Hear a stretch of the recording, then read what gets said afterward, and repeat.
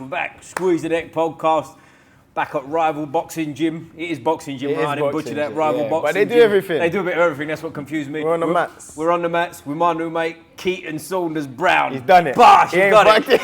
Got the name of the gym and the name of the man all I in didn't one. doubt him 1 second. There you go. Never Everyone else doubted did. him. I doubted myself, so don't worry about that. But mate, as I say, we're up in King's Crossway today. So tell us who you are, where you're from, what you do, and all that jazz. Yeah, my name's Kieton Saunders-Browne. I live around here. I was just talking about it as well. Wrong side of the river. Yeah, right. Born and bred, fucking Queen's Crescent, Camden, Kentish Town area. I'm a boxer. I box up here. Been boxing since I started at St Pancras. Okay. St Pancras Boxing Club Amateurs. Maybe about 9 years ago now. Started at 18 when I started sixth form, and I'm just been boxing since, really, on and off. Come back into it probably the last 3 years, a bit more seriously again. Nice. I did fucking 2 amateurs back in the day. Did you? Two amateur fights, I lost them both. I hated that shit. Don't worry about that. Listen. I hated that system so much. I wanted to hit someone so hard. I kept hitting this guy with overhands in my first fight, and they were like, "Stop overhanding." I'm like, "What do you mean, bro? I'm trying to break him up." Jab and move. Jab and And move. I'm short, and I was shit as well. So I was like, short and shit, and get It's not a picked good combo, up. that, is It's not it? good Short and shit. shit. Short and We've shit. got to work on It something sounds there. good as well. So it's just fucking there. But so just for context, when we come in here, banter's at a premium in here, innit? Yeah. So all the boys are upstairs, by the way. So former guests, Pierre Pressure and Big John Durant. You know, Pierre sorted me out with some Shilajit, I think you say. Shilajit, yeah. I'm flying. He's trying to stick it on me as well. I'm like flying today with the pronunciation. You wouldn't believe it. Yeah, so shout out Pierre, thanks for that, mate. But like, let's go back a bit. You said you're from this area originally. Yeah. How old are you now? I'm 27. Man. Young man. A young Bro, man. You're 27. This is the problem. Everyone's getting on to me about like my boxing slowing down a little bit and What? Because of age? We'll see. No, not because of it. I work in the arts. My job is I started acting when I was 15. Oh, okay. You're a so darling then. I'm a triple threat now. I'll do someone in. You know what I mean? But I'm also a little. Nice. So that's my job, really. Ironically, like I just got to jump in there because you said you're an actor. I just want to put it out there. I was an extra on the bill once, so you know we're basically both actors at this Same point, thing. right? I mean, hey, same, but Fucking different, same job, right? yeah, You can watch the episode. I'm in it for exactly half a second from behind, but it is me. So shut the fuck up. Not from behind as well, man. On the treadmill, they come down the boxing club for extras, and from like all day hitting bags, skipping, doing all the business, and then the one shot you catch me is from behind for half a second on a treadmill. Bruh, I feel like I wasted my day, but never mind. They did pay well, so shout out to It's about the the experience. There you go. That's it. I was 18 at the time. They say so. they don't pay me to act, they pay me to wait. Is that right? Yeah, hurry up and wait Just game. do the long whole shit and then they get the tiniest bit anyway. So that's There the you whole go. thing. Yeah. But, so take us back. Like when there's a lot of we jump around. That's what we do around, anyway. mate, yeah. But you was at St Pancras at what age? Yes, I started at 18 there. Okay. Is that 18? No, 16. 16. 16 or 18? Bloody hell, I can't remember. What's sixth form? Because I joined sixth Never form. went sixth form. I went to the swap. It's Okay. just after secondary school. Gotcha. So whatever age, I think you were 16-ish. Yep. I think it's 16. So I started at 16. I don't know exactly why. I remember going to St Pancras when I was like 12, like coming into secondary school. They took us there to do like a session. Right. And I fucking hated that shit. I was like, why am I sitting doing sit-ups, sweating? This is the worst thing I could ever experience. Right. And I was like, I'm not going back there. And then my dad, he used to coach boxing as well, more keep fittery side of things, but he knew ABC around the corner. I can't remember what exactly where it was, but we did a run down a canal. I was like, fuck this as well. I hate this. None of this running, none of this sit-ups. Yeah. I don't know why the hell I came back into the gym at 16. I got you.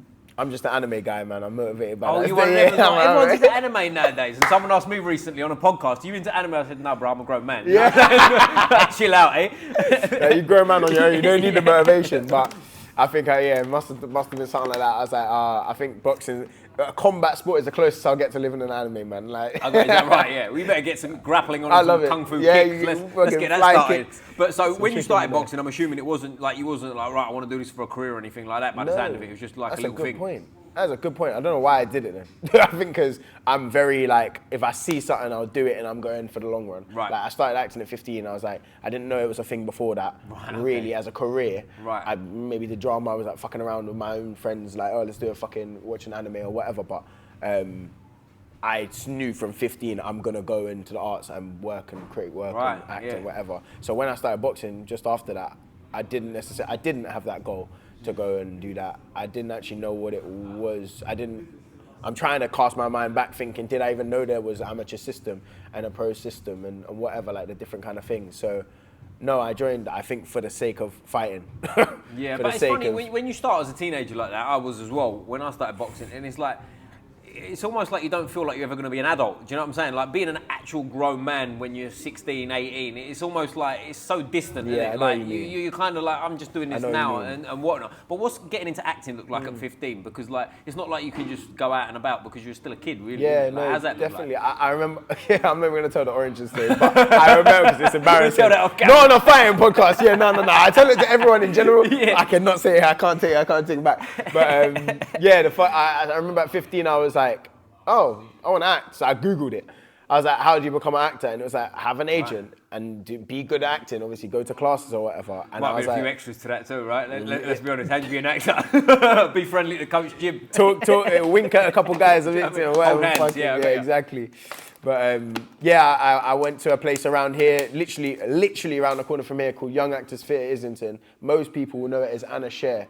It used to be called Anna Sher. All the EastEnders actors, all the actors that came through London or whatever would have gone through Anna Sher as a young person or whatever. But it's called Young Actors Theatre. I started there at 15 doing the classes, and they had an agency attached to the building. So I was like, "Oh, great, 2 for 1." Right.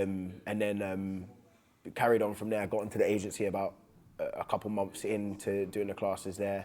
It's kind of a youth agency, so it's like prioritizes under 18 people or whatever. And then started acting from there and was earning money a little bit from Really? That's yeah, cool, isn't it? I At such a think. young age to Yeah, be earning money from it. Yeah, not loads, but like money. Listen, it's if you're- money. If you're earning a tenner at that age, you think you're fucking rich, right? Yeah, you Because got your mates at college ain't got nothing. Like, you're Can buy a croissant at break time, you know what I mean? today. Yeah, you exactly. can't tell me nothing. You know what I mean? I'm the fucking daddy, mate. Yeah, do you know what I mean? And yeah, it was a good thing to just be in, and like and a testament to what you said about like being an adult and like not knowing that you're gonna have to be an adult at some point. I feel like I've always been half and half on it. That I've always thought of myself as an adult anyway. Even when I was like 12, Really? Yeah. I was always trying to take care of something or trying to sort something out or help sort other people out like I'm fucking dad or some shit, bruv. So Really? Oh, you I was that don't know, kid. You was the grown-up kid, was you? I'm fucking grown, bro. I fucking hate it. Yeah. So See, I still Pierre. feel I'm an adult now, and I still feel like a kid. So like, yeah. maybe we'll have a trade-off. or It's a something. 50-50. Yeah, Yin and yang. yeah. Yin and yang. But yeah, it's a good. I think the boxing and acting are a very good combo and a bad combo at the same time. Right. It's You just get in the ring, mate, and act like a boxer, and you'll be fine. Do you know what I'm saying? I was talking to Big-ish. Big-ish, is he come here as well? Does he? I was at his fight recently, at Fight Zumi. Yeah. Don't know him personally. We was talking about what the difference is between acting and boxing and what the similarities are, and I think they're both intention. Like if I tell you double jab to the head and right to the body, I don't think that's as good an instruction as fucking go and embarrass him. Yeah. Chin him, hit him. Like bully him. Yeah. Do that, and you're gonna do so many more things based on the idea of a game plan and like and an intention of how you want to affect this other person in front of you. Because boxing is not. If I do a double jab right hand and he blocks that second one, then the right hand doesn't work. And now it's like, well, what do I do now? And it's not. But that's acting. The same thing in acting. Like you get the line, do something to the person. Like, Right. it's simple, not easy. I'll bet you get some man fucking instructions on an acting fucking, what do they call it, set, right? A set. I was going to say an acting. Yeah, on set. You know, a In set. the theatre, yeah. on film. Oh, is that whatever. right? Yeah. Do you like dress up as Shakespeare and all that? Have you had parts like that? I've done a lot of random We've got to get shit. some pictures and post that when this comes out. I'll send you a fucking mate. Just look at my Instagram there. I ain't shy about nothing. I mean, but we get like free-weight division champion and you stood there like dressed up like Shakespeare with makeup on. Yeah, we get to that. We get to that later. But let's jump, as I say, we jump about it. We'll come back to acting if you want later. But let's talk about your fight because you're, I believe, a free time. Is it different weights or what? Yeah, free time Fight Zumi champion. Slightly different weights on Fight Zumi's, yeah. It was with the WBU, but it's just the belt for that Fight Zumi kind of holds. So I did 69 kg. I don't really name the weight classes because I think it was a bit dicey at the same time, and everyone moves around a little bit just to cater. It's like catch weights kind of thing. 69, and I fought at 67 at the Super 4 tournament. And got another belt from that, so I had the Super 4 tournament belt, and then 65 against Jonathan for his belt. So I did a vacant belt, took a vacant belt for a tournament and then beat the guy for his belt. But and would you weigh like walking good. around? What's the weight like? I'm probably like 71 now, 72. Oh, so it's comfortable. But It's I'm easy enough. like bulking. Right. Okay. You're trying. To If be I big. was pro and I'm trying to cut my weight as much as I can get to 60. Right. I can get yeah, low, right, I can get real low. And I'm fighting 69. I had to eat all the time, training twice a day for that fight. You had a bag of McDonald's when I showed up. I know. I see it. You know what I mean? I ain't lying. It's not even true, yeah. The thing is, everyone knows it. Now it looks like it's true. Nothing I can say now will make that not listen, true. If anyone follows Squeeze the Neck, never ever let the truth get in the way of a good story.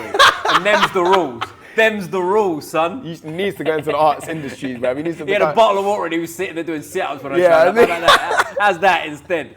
I'll take it, man. The truth finally hits you. But, so you said like you had 2 amateur bouts. What's the difference with like the amateur bouts from the Fight Zumi style of thing? Is the level different? That's a good question. I think the level is different depending on what you choose to do in the semi-pro kind of Fight Zumi thing.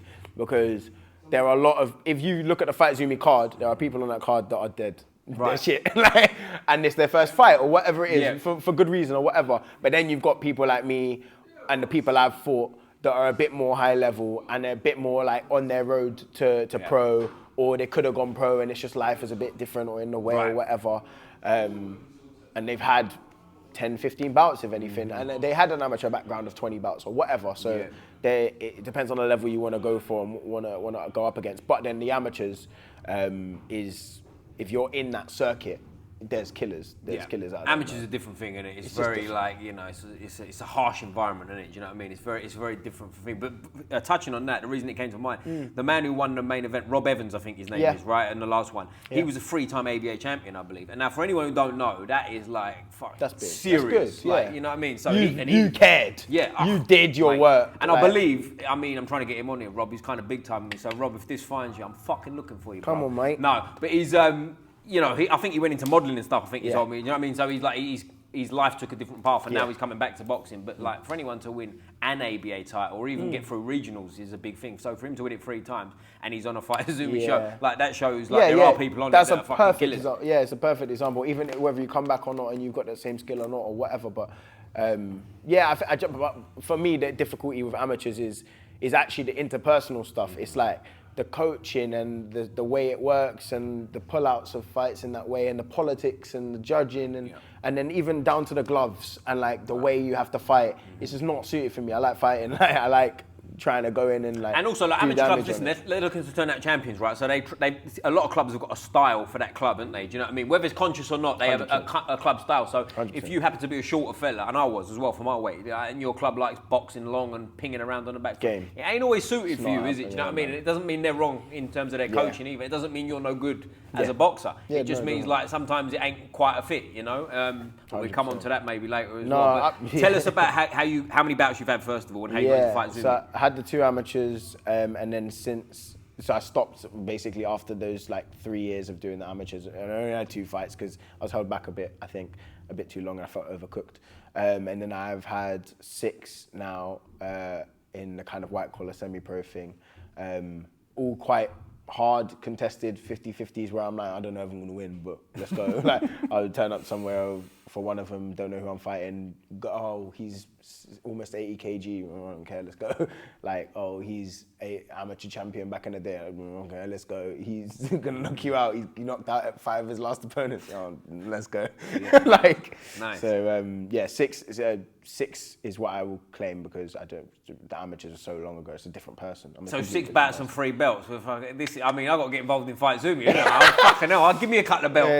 Yeah, the belts are what you make of it. I think the belt is, it's like real boxing, really. It's like who holds the belt makes the belt. Yeah. Like, it's all that matters, really. And like, if I think the belt has value because I held it at one point, and that if you're fighting, if you beat me to get that belt, you're worth something because I know what I'm capable of. I know that I train with these pros here. I know that I've sparred and worked with and been in the camp with a lot of like high level pros that are on their way to world champion shit. So yeah, like it's the belts are They're secondary. I don't really care for them really. If I'd fought without belts, then fine. The belts, if anything, are like politics. If if I've got the belt, I can make the fight easier with someone else, or you know what I mean, or that like loads of people were ducking, or not ducking, but like no one wanted to fight me because why am I going to fight him when I can fight some shit guy and just get the rounds in or whatever, and. It's an enticement to fight. Oh, you fight for a belt? All right, then I'll take the risk then. It's a little bit, you know what I mean? So it's more of that than anything else. And what was the situation with Fight Zumi on that last card? Because at the end, when they got in the ring, there was the heavyweight who won it, and there was another guy who got in the ring, and they both had belts. Was it different organisations or something like that? There was something going on there. Yeah, I'm trying to remember Promotions, I think, was the other one, right? It wasn't just the Fight Zumi card, right? I was invited there by Fight Zumi, but I think it was OB.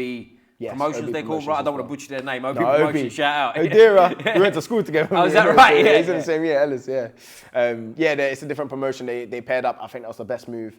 Do it as much as you can, because I think the semi-pro kind of scene is always better when you've got the finances to make the show the best thing it can be. I know that it's hard to do it the right way, to put on shows the right way, and not either shake people over or do some dodgy stuff with any money that needs to go through. So to make that event happen, so that was really good, because that show was just strong. It was a strong show with. It was a fun night, wasn't it? It was good. Packed. It was great. It was fun. It was a really good one.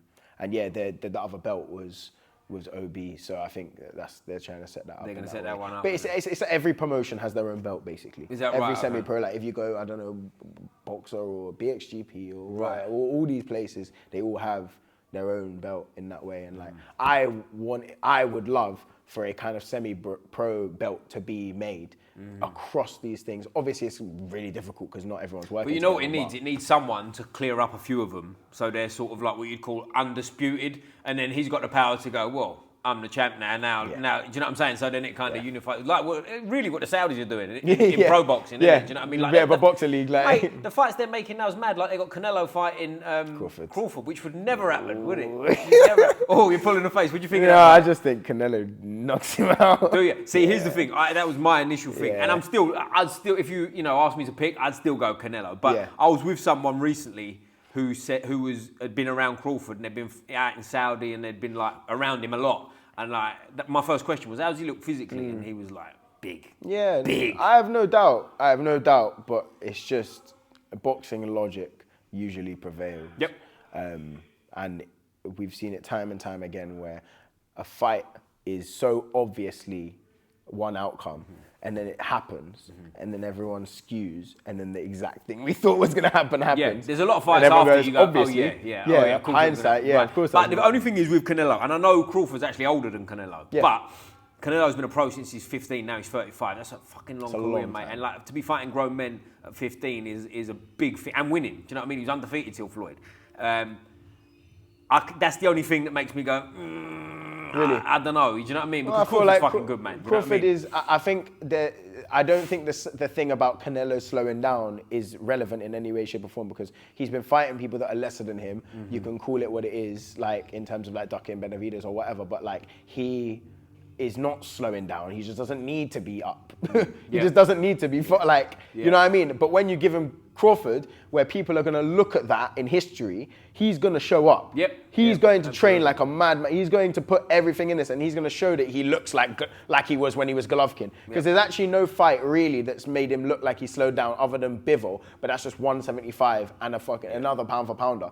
That he is not actually, and the only other issue is Mayweather. And then you could talk about like close decisions with Golovkin. And he was also weight drained for that fight. Mayweather pulled him down. Do you know what I mean? And I think he was 23 at the time. Mayweather knows what the fuck he's doing. You know, exactly. Mayweather ain't silly, is he? Do you know what I mean? Not fucking stupid. He's going to pull every string he fucking can in order to win. It's like Gervonta nowadays or whatever. Like you see it more now. He could get away with it back then because it was the first time someone was able to pull those strings as the boxer in that way. And also, listen, money comes into play a lot, because at the time, I know it's different now. I don't know what he was earning then Canelo, but that was obviously his biggest payday to date at that point, right? And when someone's offering you life-changing money, the things that ain't involved in the fight itself in terms of changing room, all the bullshit they pull, and we know they pull in boxing. Like, you'll go for that, right? Because you go, it don't matter. But all these little don't matters add up to does matter. Do you know what I mean? And it's a big effect in the fight. And that experience, and I just think, Canelo. Because that's what come to my mind before. I forgot to mention it, was with the Fight Zumi, because some of the guys that are on that card, they're not that experienced in boxing in terms of the lights and whatever. And it's a big show, isn't it? Like, forget the levels. Forget levels. if you pulled two blokes off the street that were donuts that didn't know how to fight, that big like ta-da, look at the lights, look at this, look how many people is here. That plays a part in people. Do you know what I'm saying? Yeah. Like you're in the change room and like people go. Do you know what I'm saying? Shoot Like, yourself so that plays a part as well, doesn't Massive. it? You know I think there's so much like that kind of boxing a bit more made me understand why experience matters. Like experience isn't like, oh, how long you've been boxing. It's how many situations you've been through and survived. Right. Really, for me. Yeah. And like, all that, like I remember, this just came to my mind, Ash Grimshaw. I remember him posting something about one of his fighters was walking out at one point and they got to the curtain and then the people that were there doing the show, the production, they were like, and go. And then Ash was like, no, don't go, listen to your song, do what you want. And now you can go whenever you want. And then the guy walked. And the production was getting pissed off, standing in front of him going, you need to go, you need to.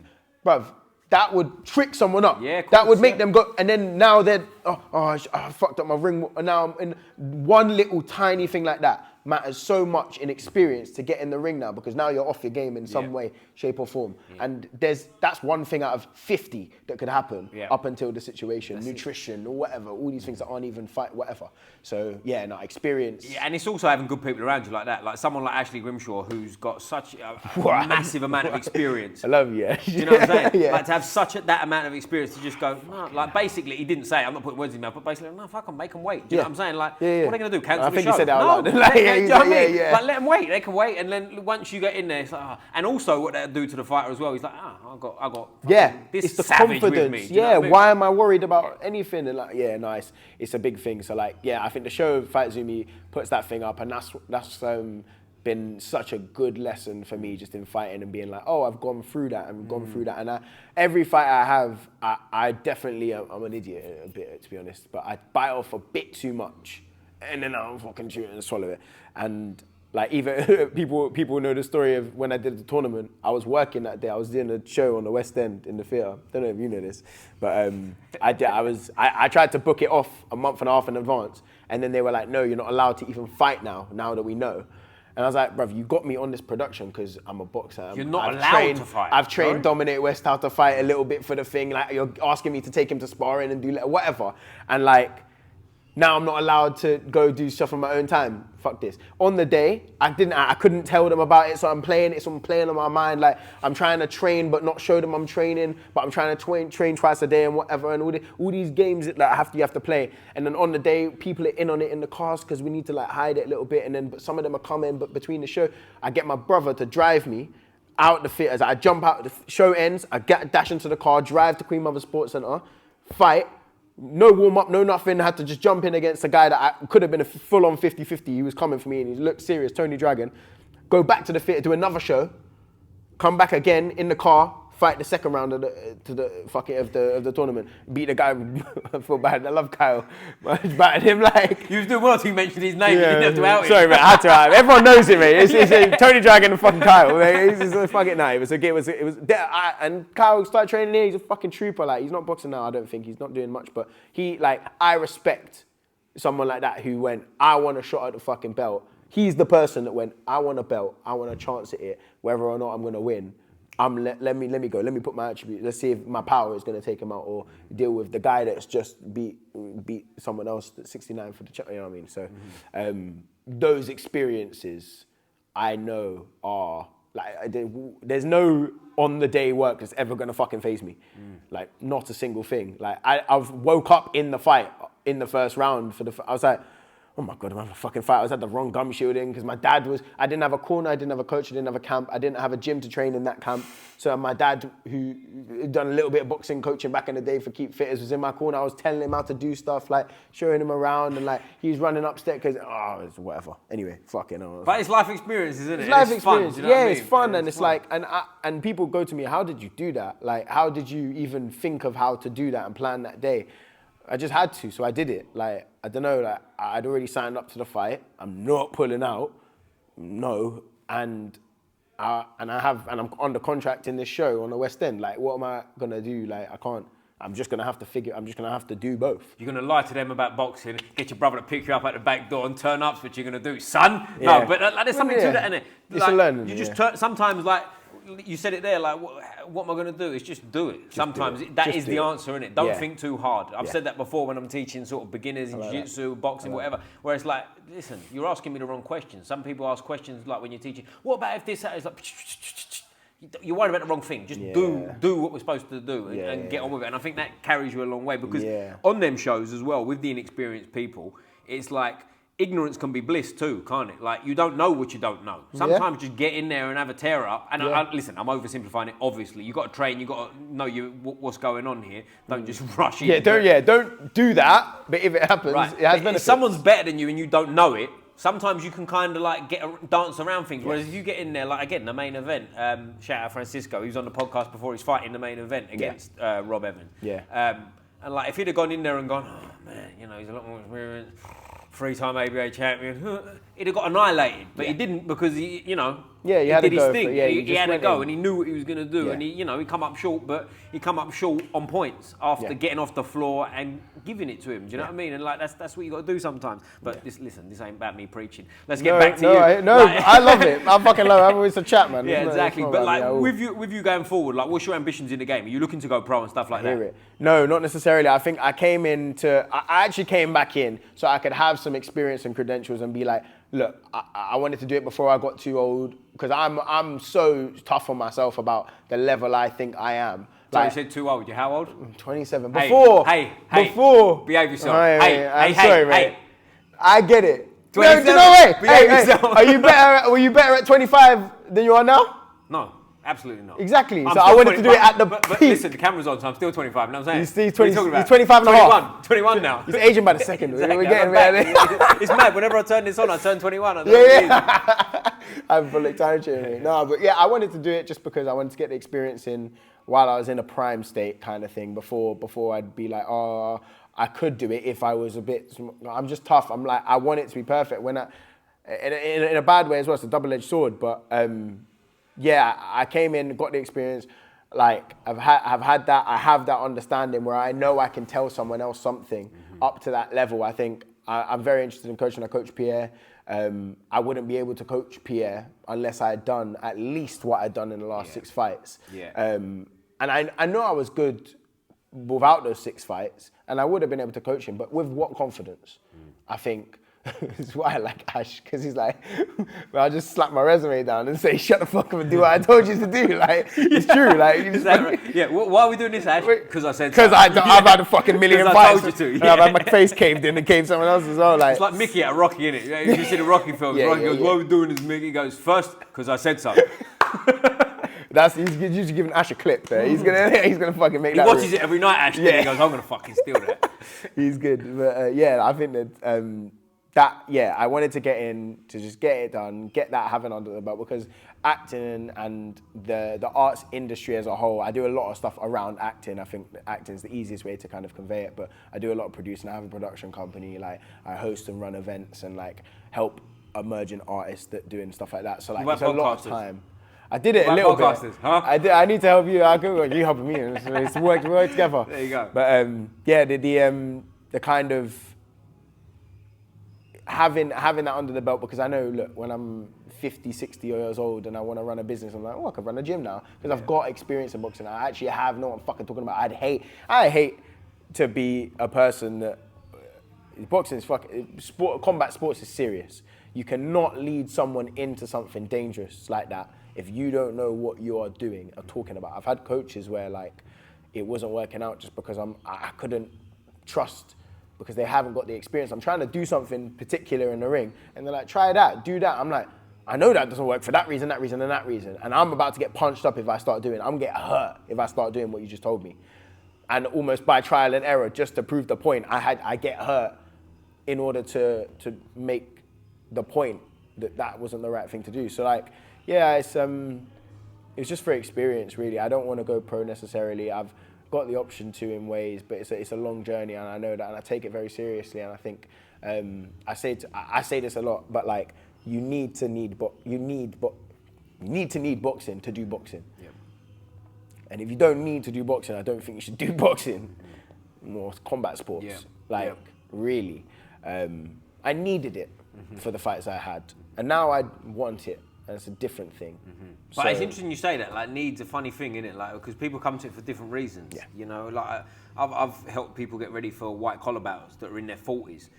And they're not fighters, do you know what I mean? Like, you come in here and like people in here, forget what level they're at, in a gym like this, like what I'd call a real gym. Like everyone in here is geared that way, do you know what I mean? If you said the wrong thing to them outside, you'd probably get into it. That kind of person's what I'm saying. Whereas some of these people I'm talking about, they're not geared that way at all. One of them had an incident which made him want to do the white collar bout, where someone was giving it to him in public and he kind of froze and he didn't know what to do. And you know, he thought about his family and what would he do if his kids were there, blah, blah, blah. Anyway, but it's like, it's a different thing to teach someone like that, and whereas some people, which we've kind of touched on a little bit, it's just like, forget skills, it's a little bit like sometimes Keaton just whack it.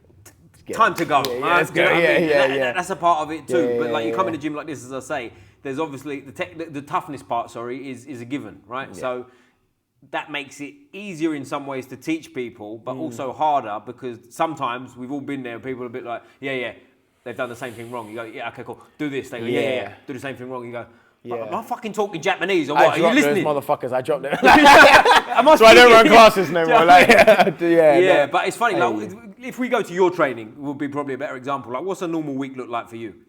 I train a lot still. I still train a lot because I never know if I might need to pop back into the ring and just do something. Are you sort of almost done? Are you thinking like you might be? I'm kind of out. Like I mean, after my last fight Zumi, I was like, I'm kind of done. In my head, it's like I'm done with the 50-50s. I'm done with the training twice a day and having to sleep perfectly and eat perfectly. Gotcha. I can't do that. It's consuming. It takes your life. You have to. You do it or you don't do it. Again, it's that double-edged sword of wanting to be perfect. But I'm still here. I'm still around, and everyone knows that. And I think if the right fights present themselves and the right worth of stepping stones and like, oh, this actually helps my life in this way and oh, that would be just so good to fight there or whatever it is, then cool. But I'm training once a day at least, most of the time, rest day or whatever. Sometimes even twice a day if I'm just feeling, oh, I feel real good and I want to get that extra running or whatever. I come here Tuesday, Thursdays mostly in the mornings and stuff. Train mostly in the mornings anyway. I'm always trying to do some drills because I believe if you're not getting better, you're getting worse. You can't really stay the same. You're gaining bad habits by throwing a punch in the wrong way and not actually thinking about the form, whatever. So I'm doing drills, and then depending on what I feel like I've failed at most recently in a spar or something, I'll work on that. I had a spar the other day, and I don't think my feet were doing what they needed to do, and I'm vexed. And so I've been Sovieting the shit out of myself. I've been bouncing on my toes. I'm like, you're never getting away from me again. Like, this never happened again. So like, today was a bit more of that, whether that was in drills, shadow boxing, and then on the bag. And I think I'm very skill orientated. When I train Pierre, he'll say this with a groan, I'm sure.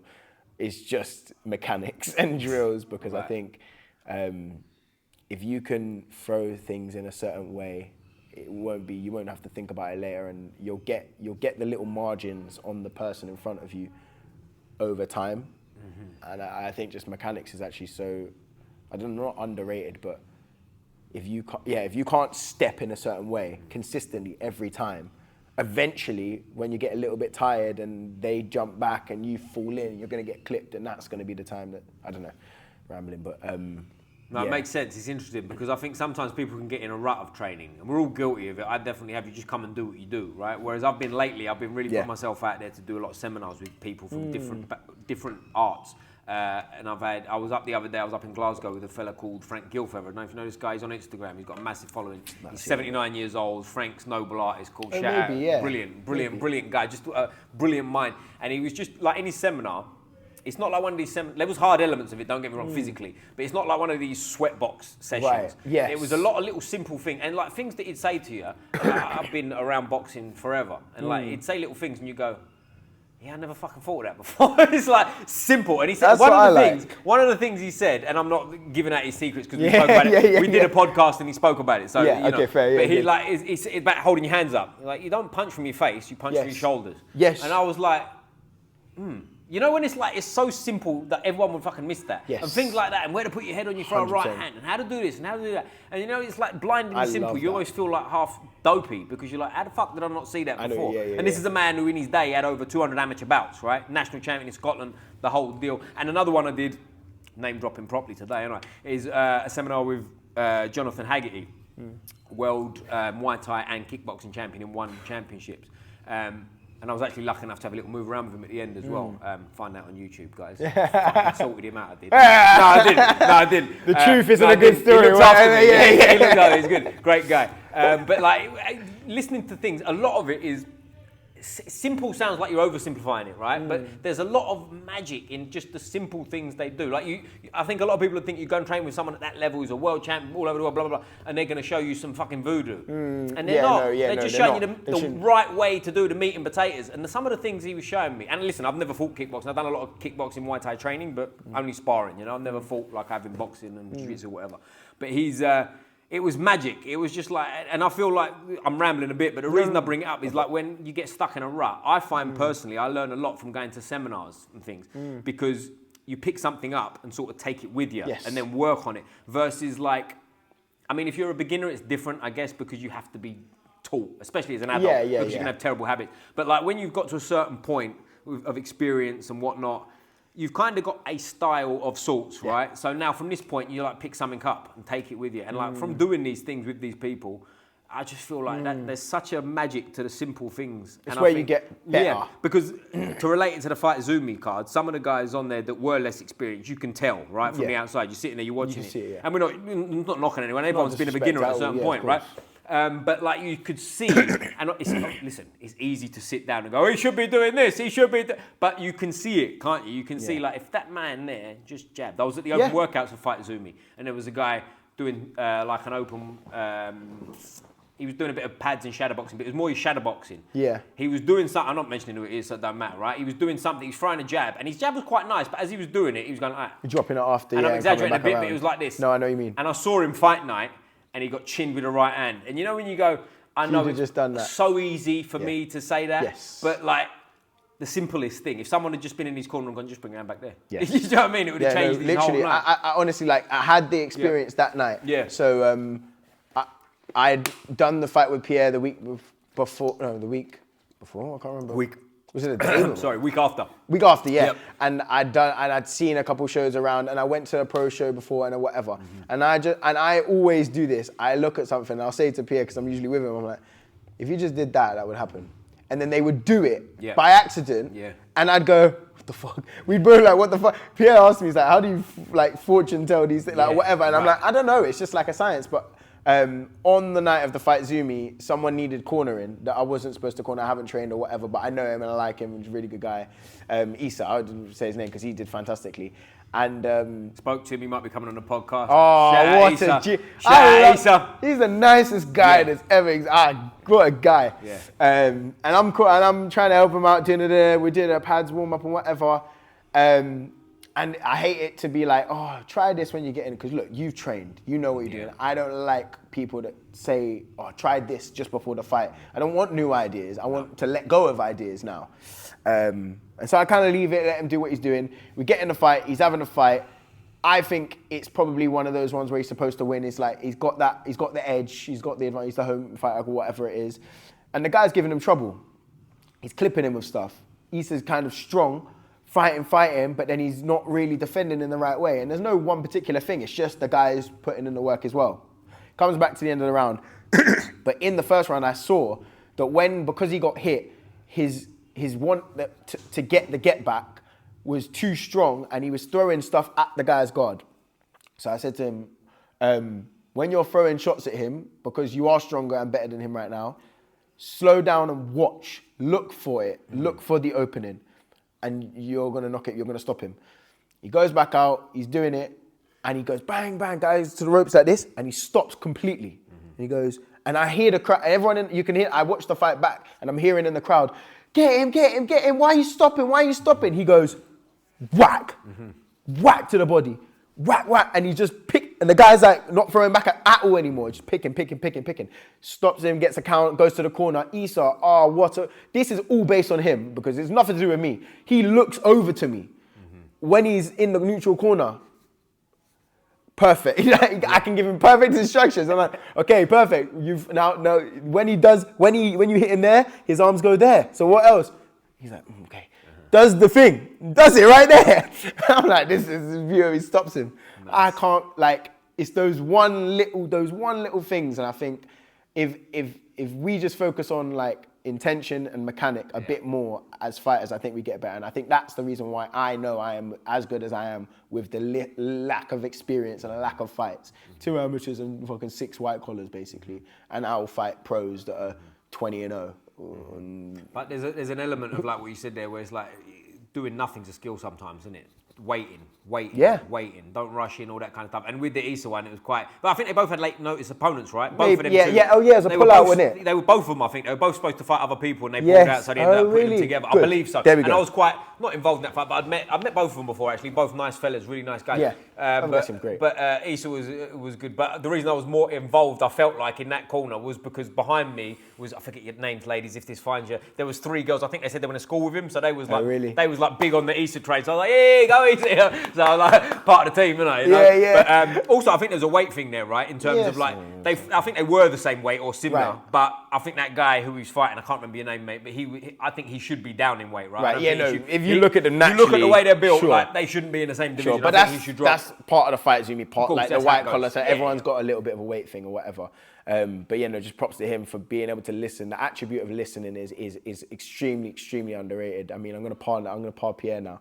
I told him exactly what would happen in this fight, and it happened to a T. Yeah. And I said, if you in the fight, you're gonna have an exchange with him, whether he hits you or you hit him, and you have to have the ability to know that you should know if it's going to go like your last fight, or if he's actually better than we think, and he's going to come back and fight you. In that exchange, in that moment, I need you to have the presence and not go for him, because I want you to try and learn how to do something. I want you to test out something we've worked on. He got hit, and that exchange moment went flying out the window, and he just knocked him out. I was like, no! But you can't really complain on a first round knockout. I can't complain on a 42-second knockout, but I can fucking complain because he knows what level we're at.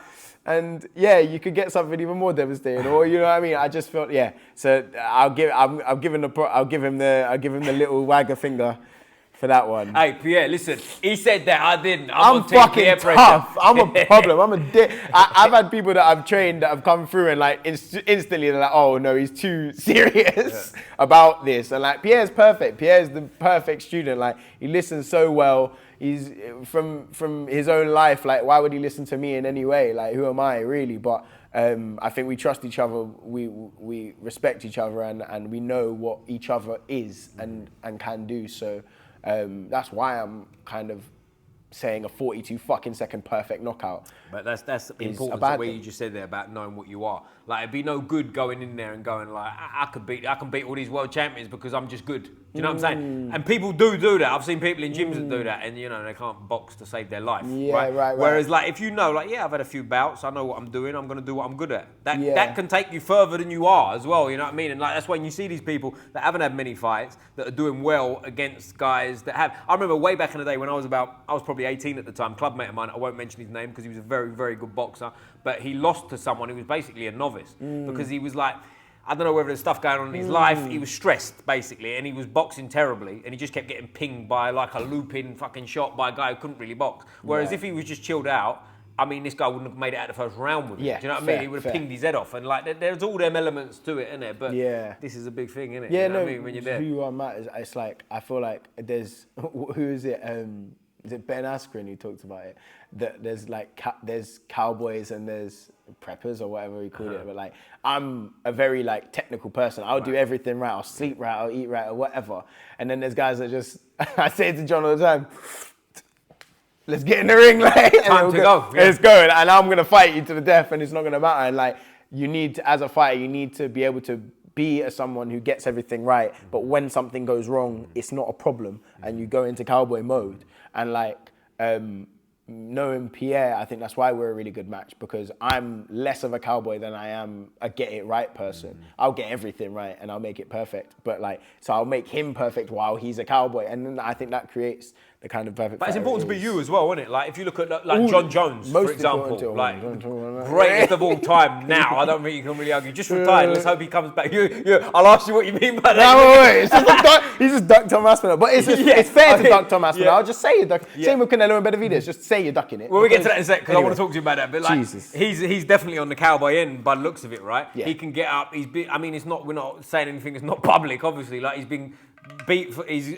caught for coke. He's done all kinds of criminal Cowboy. stuff. He's done it, but he's the greatest of all time, right? And it's crazy, like which is he nuts. can just get on with it. And you listen to people talk. Like, obviously, I've never trained with him, but you listen to people on podcasts and whatnot that have trained with him. They're like, he's just so good. He just rocks up after 2 hours sleep. Been out the night before. Life's chaos. Yeah. Don't give a fuck. He still I beats hear the it. fuck out of everyone in the room. I hear it. No, I feel I'm not a UFC guy. I don't watch a lot of. What? I wouldn't invite you on, mate. No, let's leave it here. Let's call it a day. No. Full guard. Finish up. yeah, you sweep my legs completely. I'm dead. Like, but yeah, no, I feel like the kind of his that's I don't know. I feel like him retiring, and I like the news. I like the aspects of it. I think that there's merit. You can get better at fighting by understanding the politics of what's going on around everything.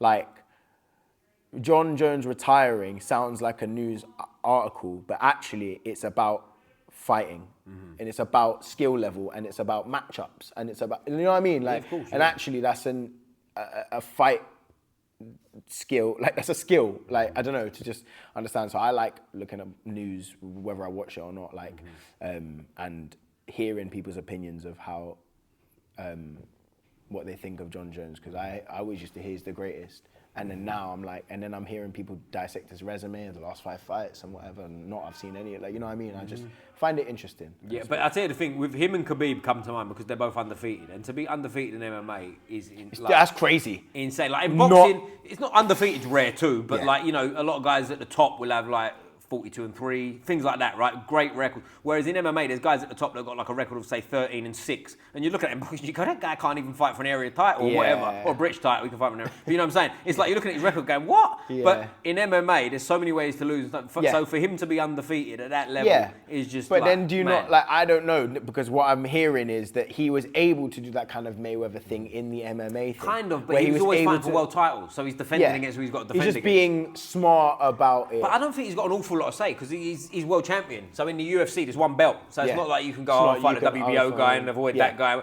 It's like you've probably got a little bit. Not I know, right? But it's like I'm assuming if you're a champion, you've got a bit of say. If they bring you 2 names, they go, do I want to fight Keaton or do I want to fight Pierre? I might be able to go, I'll have that one.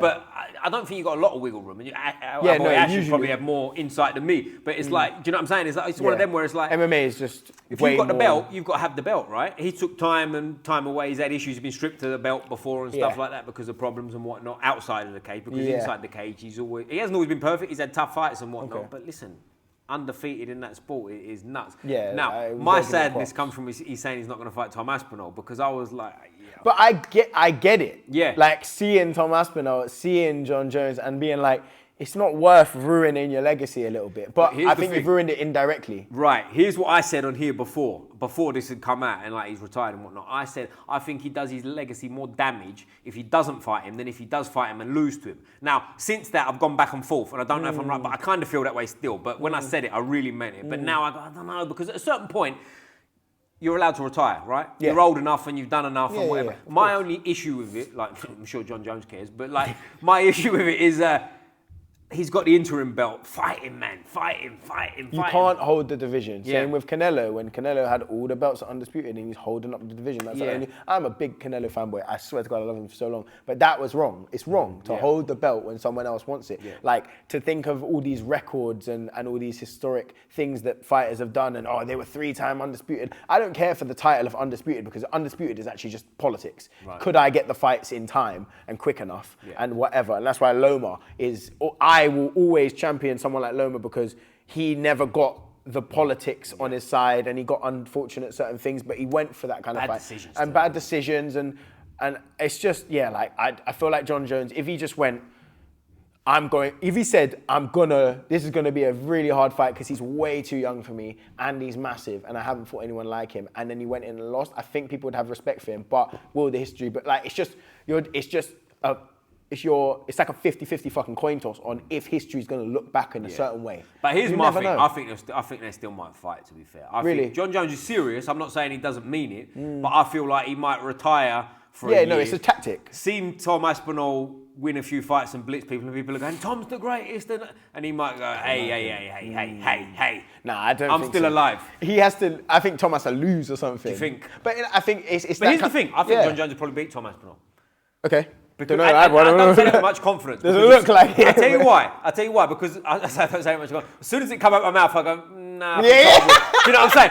It's one of them. I go back and forth. I hear it. No, my mindset on that fight, and I think a lot of people would probably think this. Well, I don't know. I can't speak for people, but I feel like if that fight got past 3 minutes, John Jones all day. My issue is Tom Aspinall might put the foot on the fucking gas like he does to everyone and get him out of there. And neither one would surprise me. Do you know what I'm saying? Neither one would surprise me in any way, shape or form, because I think both of them are great. It's one of them fights where it's like, you know, like that sometimes people fight and they are great, both fighters. Yeah. We're not naming names, but both fighters in any given fight can be great fighters. But, you know, this guy's got flaws in this area. This guy, if this guy can get him to here, you can. Whereas these two, they're just like, I don't see anyone beating any of them at this point. Right. Do you know what I'm saying? Well, I feel like there's always something. There's always a thing that you can go, well, that's what I'm going to bet on here, and like. Yeah, I'll give you an example. When John Jones was talking about fighting Alex Pereira. Now it's like, that's a mad fight. And like you can see Pereira catching him on the chin and putting him asleep too. But there's an obvious route for John Jones to win that fight. Route. Do you know, there's an obvious, John Jones gets his hand on, we could be 15 seconds into the fight and go, all right, okay, we see how this is going. Do you know what I'm saying? Always, 15 seconds in, you always, I can most, see how this is going. 90% of fights I've got, I know this is what, So it's all over the place. But I'll tell you one you brought up there was Lomachenko, which is an interesting one. He had a terrible decision to me against Haney. That one hurts my teeth with that. Like, how did they score that to Haney? I watched it, not when it happened, but like around the time it happened after. And then I watched it again more recent, like sort of, I don't know, maybe, where are we now? Probably 6 months ago, something like that. And it's just like, you know when you're sitting by yourself watching it and getting annoyed? Like, how did them judges score that? I can't watch it anymore, man. It's very sad. It's just really sad. And what is that? Is that just the flashy American got the decision because that's who they wanted to win? And he's younger, and it's like... I think if I think back and what... Because I think you should try and give the benefit of the doubt and see what the judges are seeing. It was something about body shots, but they were extremely ineffective, and he was getting caught so much more after and around. And then there was a thing about how Loma's work wasn't divided equally enough over the rounds, and actually, like, it's just come on, guys, watch the fight. Who's winning? Like, who's winning? And sure, it's not the story of the fight, but it's the story of each round. Yeah. And even with the story of each round, Loma is winning this thing. And like, unfortunately, you can't score something by the fact that Loma is undersized massively. I think Devin Haney's he's just a bitch. Like, he's like, I can't respect someone that is like cherry picked by style, exactly who he needs to in order to get the right thing. Again, undisputed, it's just politics. Like, well, the thing I don't like about Haney is he took Garcia to court, didn't he? Yeah, well, of a battery or something. I'm half and half on that, because I think it's bullshit. But then drug cheating needs to be stopped in some way. Yeah, I agree. It's just because it's Haney doing it again. And again, I was like, you're a bitch, bro. Get on with it. So like, you calling out Haney? Is that the next big fight? We want Haney. I'll get tumped up. Devin. I'll get absolutely wrecked. Step up, bro. Devin, where you at? He's a way bully though. It's just like, I don't know, like I just don't respect, like, when you fought like Linares, when you fought Loma, when he fought Kambosos, knowing Kambosos has got holes. I'm going down to Kambosos' backyard. Makes it sound bigger than it is. Losing to Ryan Garcia was just funny at this point. I remember waking up and seeing the Jumbotron with Ryan's face as the winner. I was like, what happened, bro?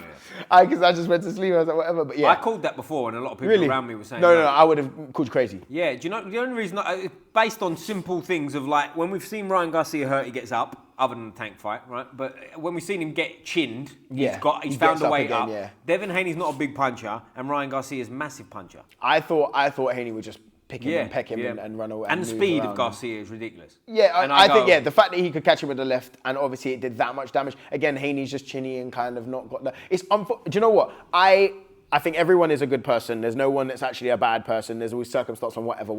That's that. Don't back down now. Don't back down now. Haney hasn't got a fortunate set of circumstances. His body is not good enough to do what boxers need to do. Power is unfortunately the most important attribute. Yes, other things are important. Do you think it's more important than speed?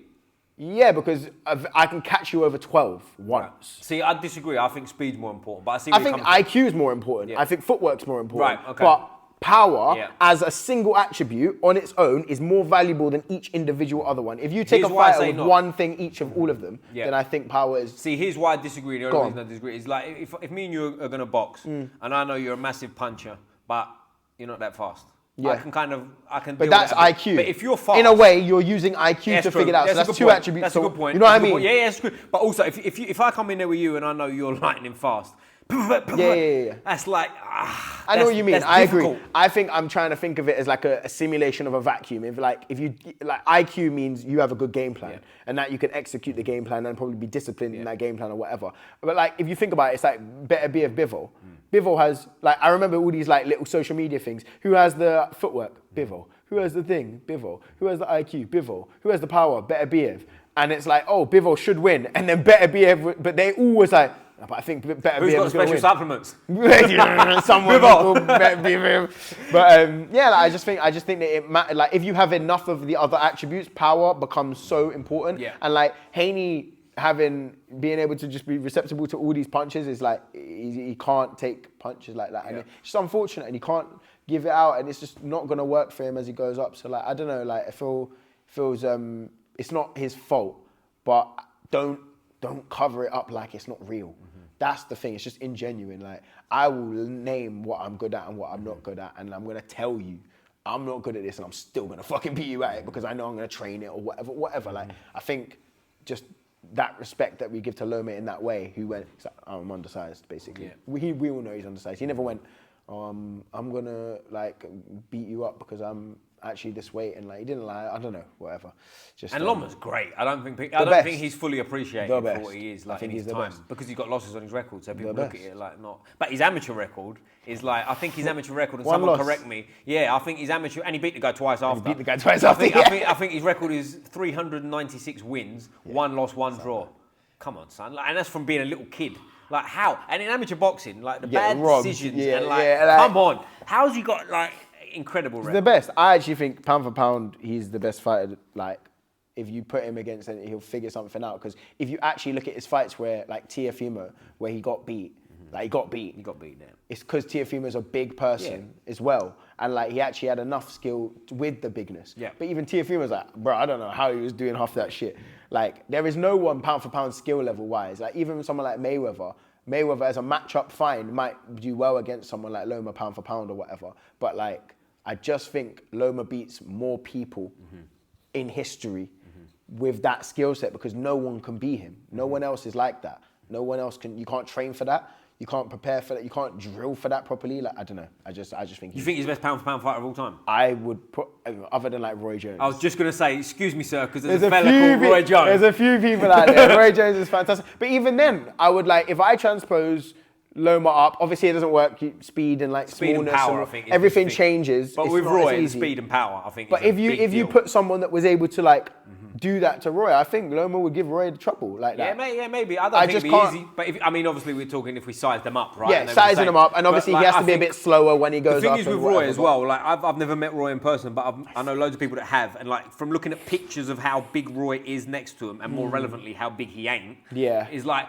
It looks like he's a similar size to me. Like to fight a heavyweight, I go, yo. No, it's 5-weight division. Heavyweight being one of the... People never talk about it now. They did when he was at the time, but when he was fighting a light heavyweight, he was undersized for light heavyweight. Do you know what I mean? He was undersized. Yeah. But people didn't talk about it because he was just so dominant. So good. You know what I mean? And like him coming down. Oh. Here's the thing. Tony Bellew said this as well, and I agree with him massively. Belly.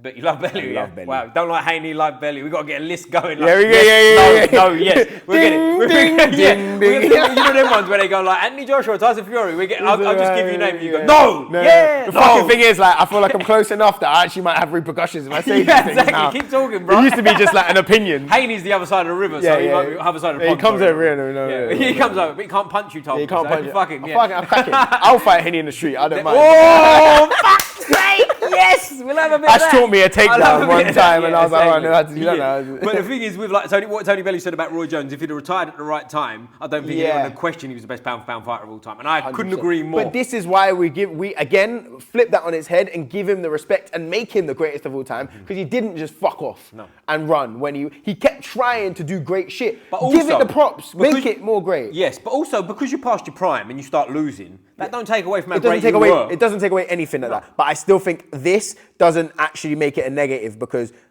there's so many people like Floyd Mayweather or Andre Ward who eventually would have got beat. That are unbeaten. Sure, and I love Andre Ward, but like there's all these ding another one to the list. Yeah, I think that needs to be given a positive to lose in those stages, because you took that chance. You did the thing that John Jones didn't do by taking on Aspinall. Like John Jones. Ding. Oh! I don't know him. I don't think we're not saying that one. You're not saying that guy. Oh, no. No, you fucking headbutt me. All right, fair enough. Me like he headbutt that car when he got arrested. He shows up at rival gym with me like that. All right, John, it wasn't me. He said it. I shoot myself before he gets to me. All right, here's a question for you, which I find interesting. I'll specify how I word it too. Who's the best heavyweight of all time? And I say best. The reason I'm specifying best, because greatest can be kind of viewed of what, right? I'm talking about best at their peak. Skill, actually, like, as a fighter. Drop him in a time warp against any other person who wins. No, Lennox! Come on. I think the size, the discipline of skill, and the kind of... Also, caveat by... I'm just going to say that I'm not the biggest heavyweight fan. I think I grew up in... You're sizeless, I get it. Yeah, I'm extremely sizeless. Them lot get to eat whatever they want. They don't have to do the eating side of boxing, and they get the main event of the card because they're big. How dare they? Fuck these guys, man. How dare they? Fuckers. But I think that Lennox has the size that would be difficult for a lot of history to take on. But I just think the jab is just nasty. I strongly disagree, and the reason I strongly disagree, I think there's too many people that could have beat him in his prime. Like he lost in his prime to Hasim Rahman. Not that Hasim Rahman wasn't a great guy, and people can say he didn't get there in time for Sabo. That's his fault. Yeah, that's his fault. But and listen, Lennox is great, obviously, great. Who do you put? I need to know that. And that's why I specify best, because I believe a prime Mike Tyson. I fuck with it. I actually fuck like that guy in the late 80s. Because if you're taking primes. Like peak, or like if you're taking like. That's why I said best, not greatest, because do you know what I'm saying? The whole body of work of his career, you can go. Well, listen, body of work is different from skill. Because for me, even like if we talk about Loma didn't really slow down or change. So his average of skill is what I'm taking as well. And Mike Tyson's average of skill is very low. And Mike Tyson was beating a lot of people in his prime. But who is he beating really? Larry Holmes. Michael Spink. And people forget Michael Spink. And like I'm saying. Forget, like as if I was older. Yeah, like there, like if you listen to people like talking at the time when he was fighting Michael Spinks, they was like, you're not sure. I don't know. I think that's so important, and I don't know a lot about that, so that's fair. And I just think like Teddy Atlas says it a lot. Like Mike Tyson is 0-5. Bit of a hater. Bit of a hater. But it's true. I said it to Kwame before our fight. It's like if you're not in, it's not. Kwame's your mate as well. He's I like him.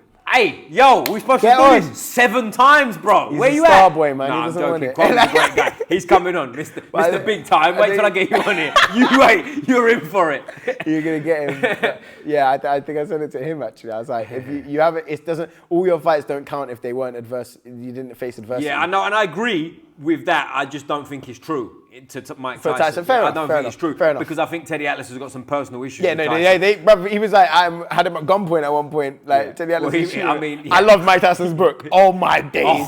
That shit's fire. Could you imagine running into him at 3 a.m. when he's got some like special magic powder around his face? I'm not having. I've heard this. Brilliant stories about crazy Mike shit. Tyson. But it's like, I just feel like that specific little period. I think Mike Tyson, matchup wise, if you transpose it in that way, I think Mike Tyson could beat Lennox Lewis in that way. But like, I think Lennox is good enough to do that. It sounds like I'm shitting on Lennox. I respect Lennox greatly. He's a tremendous fighter. But I don't think that'd be a tough fight for Tyson in his prime. I think style wise, I think he was. His mentality. I think he was made for him. I think a tough fight would have been. I still think it'd have beat him, but I think like someone like Evander Holyfield, Larry Holmes, who he did beat, but later. Larry Holmes is a bit older. But like fighters like that, I think would have been tougher because these are people that you have to put them to. Deontay Wilder would have been tough because in his prime, and people shit on Wilder now, but if you look for Lennox.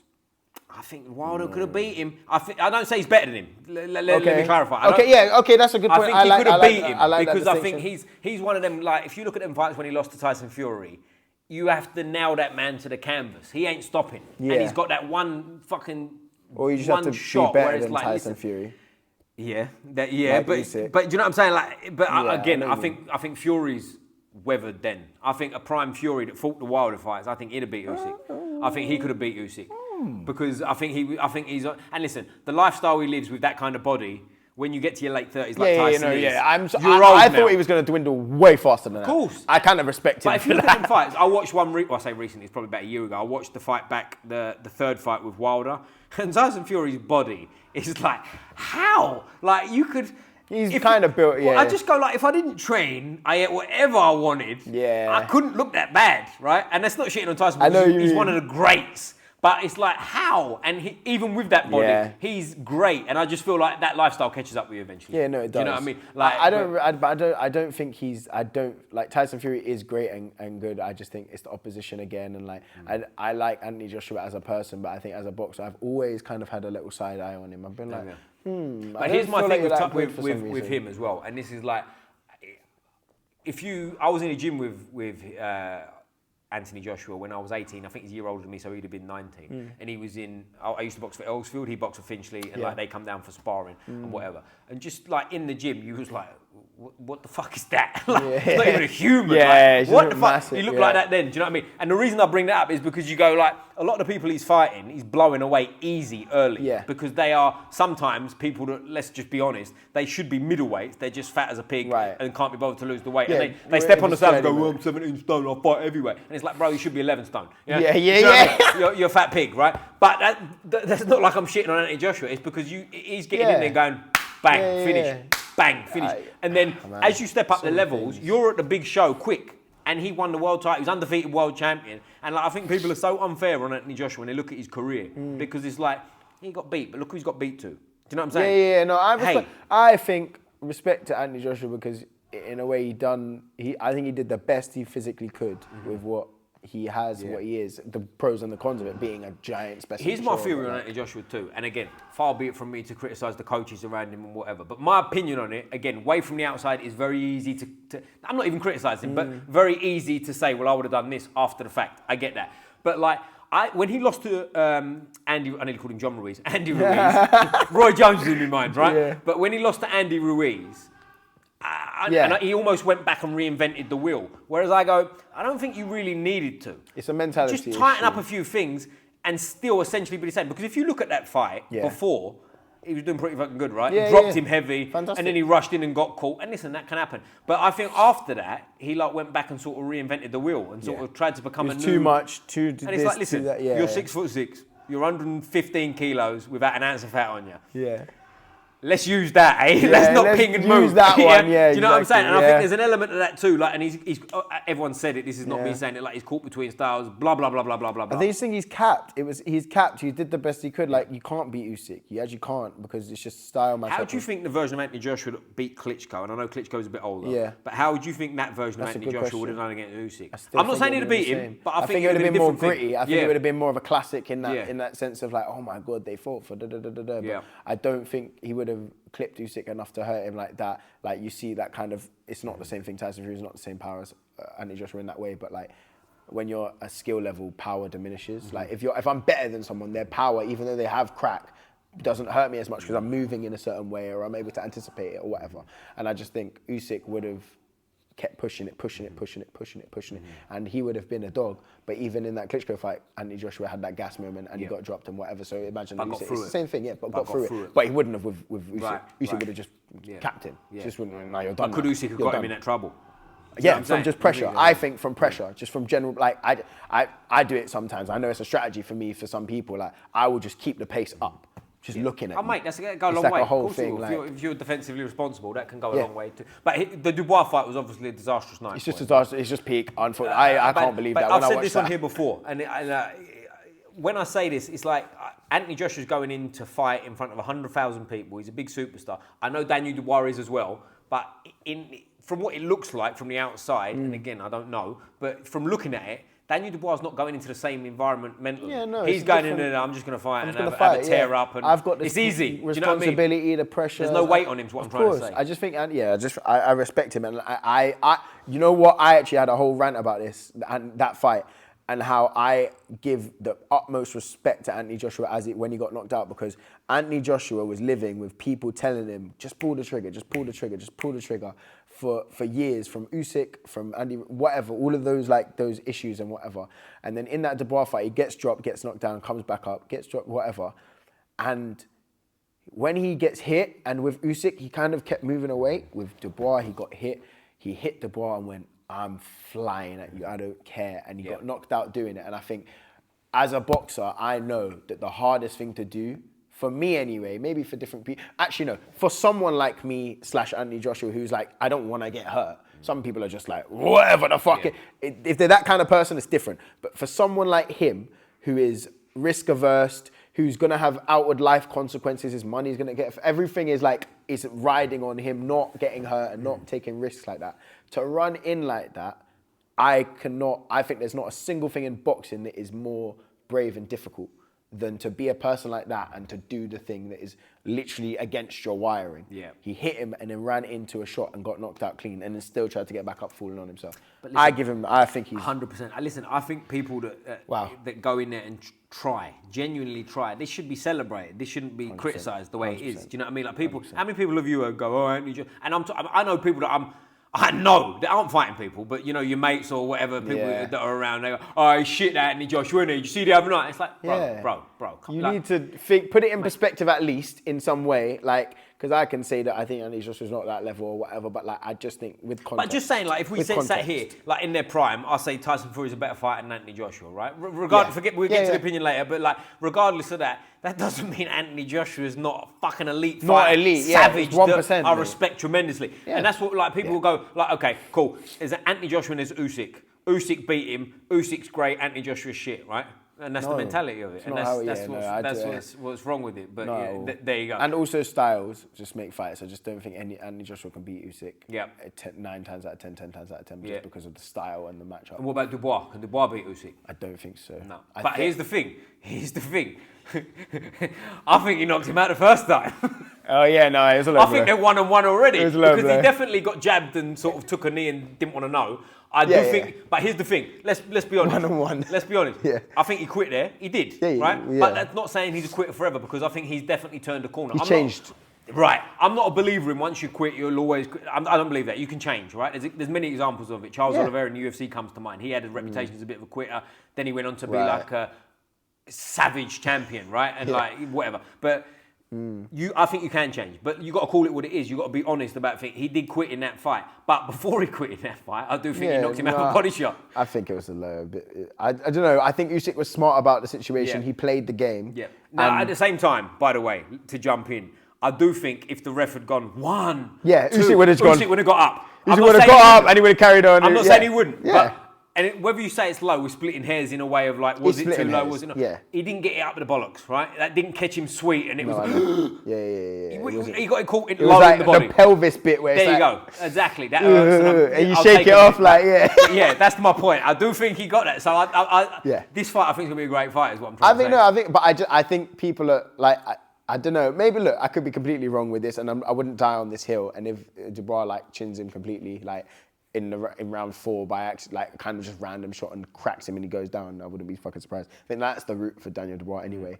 But I just think that the kind of well-roundedness, consistency of Usyk and putting the pressure on, I don't think Dubois, it matters if Dubois quits or not. I actually think maybe now I think about it, it'll be a similar thing to AJ in this way of why is Dubois not pushing the trigger on it, or pulling the trigger on him, or pushing the pace on Usyk. What's happening? It's because Usyk's stopping him from doing all of that. Exactly. You can't do it sometimes. You can't do it. Sometimes people are so great, you're in front of him and you're going, what's he up to? What's going on? And I just can't, for some reason, I can't hit him like that properly. Yeah. And I think Dubois' aggression will be completely neutralised. And I think that's his only big thing. And I actually think Dubois beating Big Baby Miller was the main... was a style matchup thing where he could just use that over aggression and beat someone strong who's that's fighting the fight power I think with he turned the corner because he was taking shots in that fight. Big time. And the old Dubois, when I said he quit, I think he would have.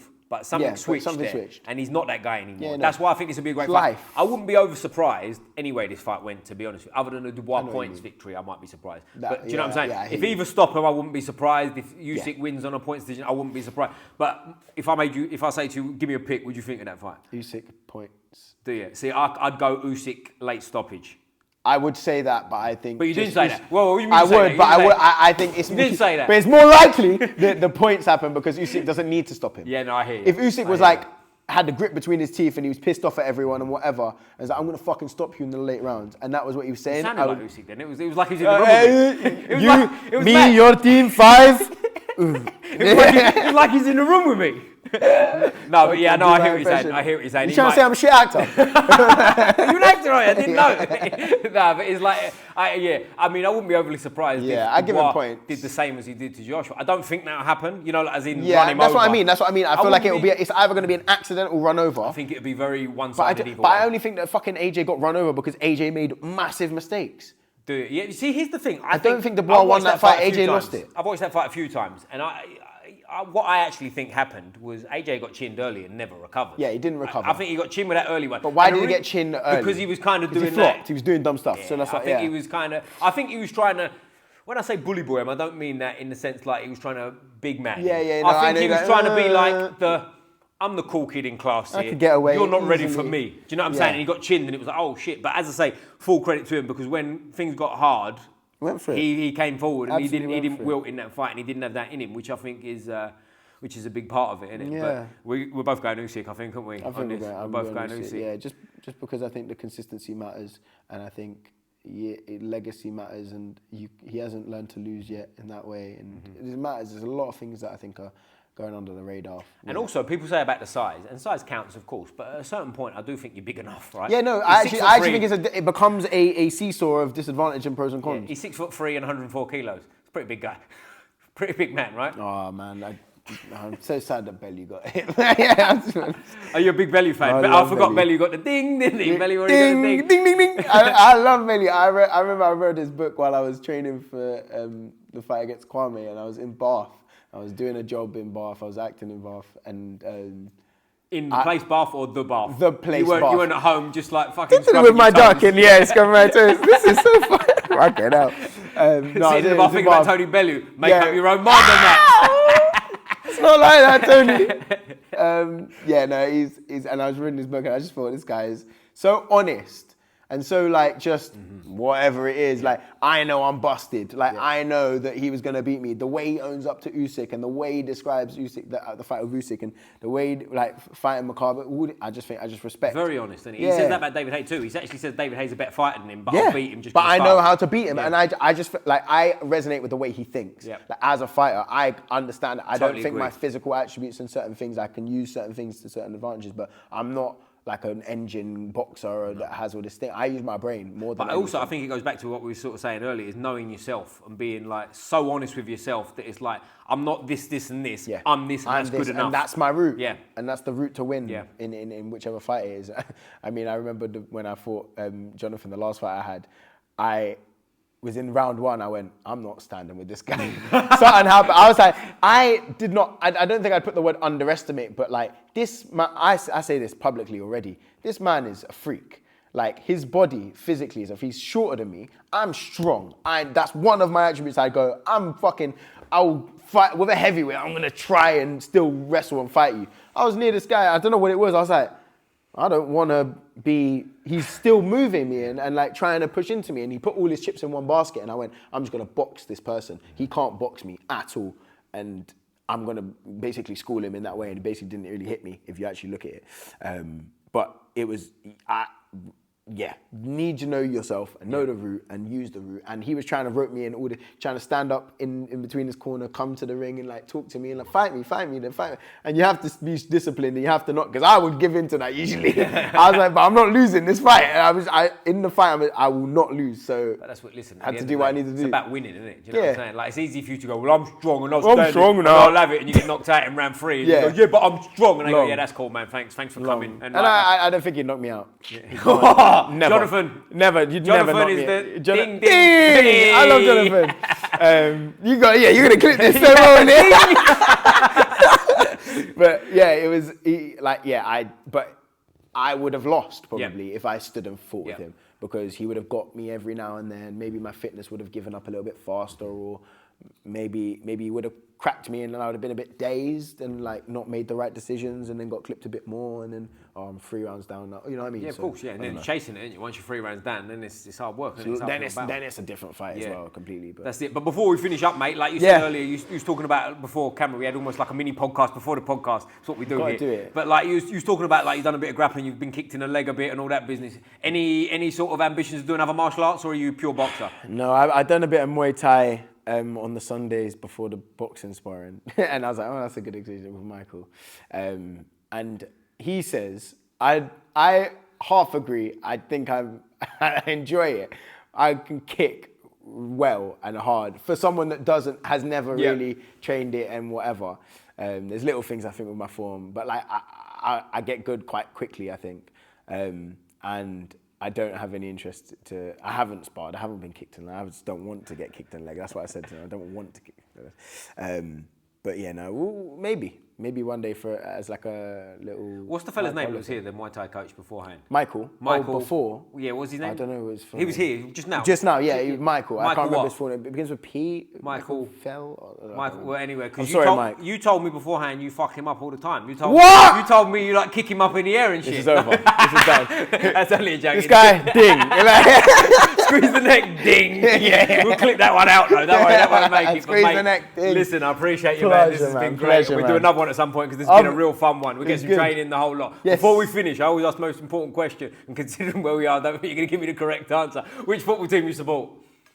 Arsenal. Oh, but I'm not a football guy. Come on. I don't really watch football. For context, next time the correct answer is Chelsea, so make sure you get your shit together before we start. Do you even live in Chelsea? Do you live... Local team, bro. Is he a local team? Arsenal's my local team. Local team. All right, that's cool. local. Yeah. I don't respect it, but I get it. But this is my fucking drama school football t-shirt. All right, okay, yeah. I thought it was a Sunday League.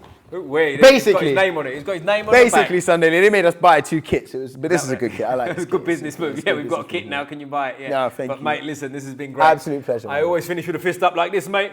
Squeeze the neck. Boom! Boom!